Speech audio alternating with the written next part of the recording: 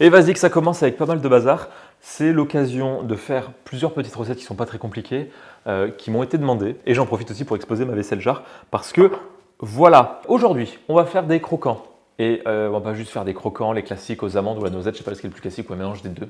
Parce que j'avais déjà fait, c'est simple, c'est cool. Mais je me suis dit, tiens, qu'est-ce qu'on pourrait faire de différent dans des croquants? Donc la dernière fois, j'avais essayé, pour la petite histoire, avec des petits zestes de citron. J'avais mis ça sur Instagram et les gens me disent, ah, machin, elle est où la recette? Je l'ai déjà donné. Et, ah, ok. Donc apparemment, il y a un public pour en refaire.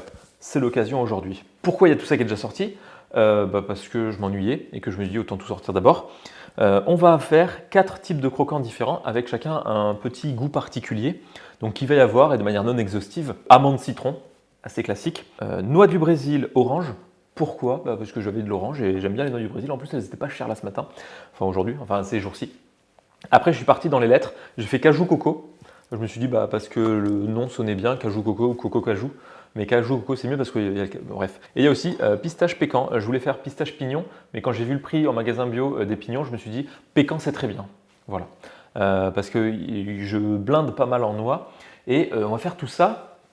L'introduction est beaucoup trop longue. Je vous montre pour la première qui sera aussi la plus simple. La base, c'est pas trop compliqué.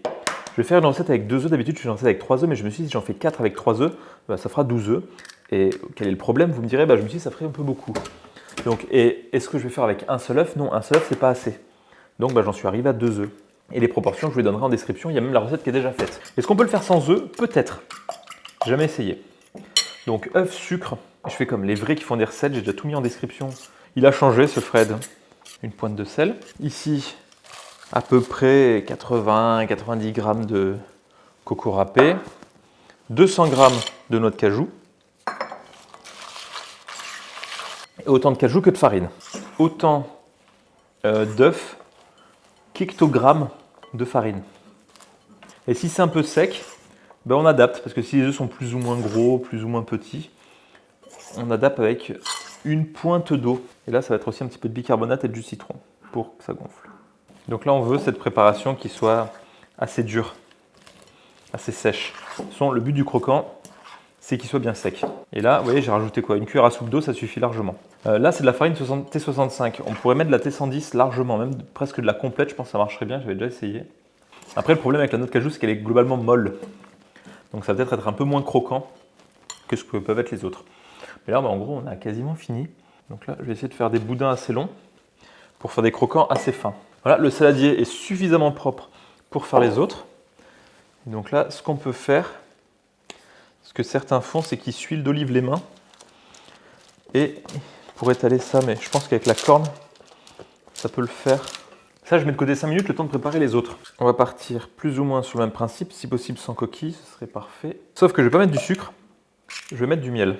Et on va partir sur à peu près la même masse de miel. Donc ici, 120 grammes. Les stars du moment. Pécan pistache. Et on finit avec la farine, les 200 grammes. Un petit peu de bicarbonate qui là va réagir plus rapidement parce qu'il y a le miel qui est acide. Donc là, normalement, il y a moyen qu'il soit un petit peu plus liquide vu que le miel est quand même plus liquide que le sucre. On va voir si ça fait vraiment une différence à la cuisson ou pas. Ça, on va aller mettre ça au four directement. Aux alentours de 180, chaleur tournante. Pendant que la première salve est en train de cuire, je vais préparer les zestes des 2 citrons et de l'orange, respectivement pour les amandes et les noix du Brésil. Tranquille. Et récupérer sûrement peut-être un petit peu du jus aussi du citron. Là, ce que je vais faire avec le citron et l'orange, c'est que je vais faire un petit sirop avec le sucre qui aurait dû aller dans les croquants. Et je vais reparer avec l'orange, comme ça on aura un petit jus chaud que je vais mélanger avec les œufs, la farine et les graines avec les zestes de citron. Le but, c'est vraiment pas de faire un caramel, mais faire un sirop chaud. On prend les mêmes et on recommence. Jamais trop. Ce que je fais, c'est jamais trop.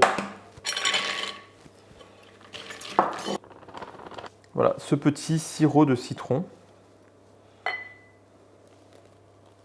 Il y a moyen que là, il y ait plus le goût du citron que juste mettre les zestes, comme j'avais fait la dernière fois. Et là, clairement, l'acidité du citron, il n'y aura aucun souci avec le bicarbonate pour que ça réagisse. Là, pareil, c'est un poil plus liquide que le premier. Peut-être je vais mettre un petit peu plus de farine. Ça fera plus de biscuits. Encore une fois, tout est question de consistance. Ça sent bon le citron, heureusement. Les noix du Brésil, là où je m'inquiète, c'est qu'après, il faudra découper. Et j'ai peur de ne pas pouvoir les découper avec le couteau. Découper le gâteau en entier. Mais bon, on verra bien. Un peu plus de farine parce qu'il va y avoir du liquide. Est-ce que j'ai léché la cuillère avant de la réutiliser? C'est possible. Voilà. Donc ça, je vais le mettre au four pendant que je vais récupérer le reste. Et voilà, les autres, la première étape de cuisson est finie. Donc là, c'est le moment où on se brûle. Le principe ici, ça va être de prendre ce bébé sans se brûler. Et là, tant que c'est encore mou, parce que pas complètement refroidi, ça va être de couper les tranches pour former le croquant. Et là, on se brûle un peu, mais il le faut, parce que si on attend, ça durcit. Et couper dur, c'est encore plus compliqué. Et donc là, vous voyez, il y a le croquant qui sent bon, que je vais pouvoir remettre sur la plaque. Et ça retournera au four pour faire la fin de la cuisson. Avoir un couteau à pain qui coupe bien, ça aide. Et là, avec les petites taches de verre, c'est plutôt sympa. Est-ce que le verre va rester bien à la cuisson? Mais là, on a pas mal de... On voit qu'il y a de la pistache, quoi. Et donc là, ce qui est compliqué, c'est qu'il faut donc les refaire cuire, attendre que ça sèche. Donc là, la deuxième cuisson. Et après, encore attendre qu'ils refroidissent entièrement. Parce que si on les mange chaud, c'est pas bon et tout. Ils sont pas croquants. Donc c'est assez compliqué comme recette. Parce qu'il faut attendre à pas mal d'étapes. Donc voilà cette plaque que je vais remettre dans le four, chaleur tournante pendant que le reste cuit pour que ça sèche. Voilà la deuxième fournée. Ça me paraît cuit. Oh, on sent bien le citron. En plus c'est jaune. C'est parfait. C'est beaucoup plus vendeur. Après, le problème avec les grosses noix, c'est qu'on a l'impression qu'il y a moins de noix. Alors j'en ai mis la même masse que les autres. Celle-là, c'était classique. Amande orange. Non, c'est peut-être le miel et le bicarbonate qui rend le truc marron. Parce que là, c'est pas particulièrement marron. Pourtant, le bicarbonate a dû agir avec le jus de citron. Et donc cette plaque, je mets avec l'autre plaque au four à une centaine de degrés, chaleur tournante, et j'ouvre régulièrement pour chasser l'humidité. Je ne sais pas ce qui se passe point de vue de la couleur, mais c'est quand même plutôt sympa de voir ces petites différences. Je pense que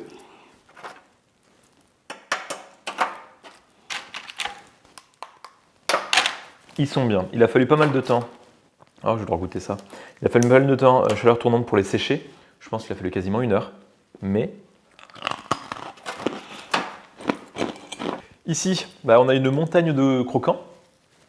J'ai envie de dire presque trop. Mais est-ce qu'on a vraiment trop de croquants? Parce que ça se conserve pendant plusieurs jours au moins. Je pense au moins des semaines.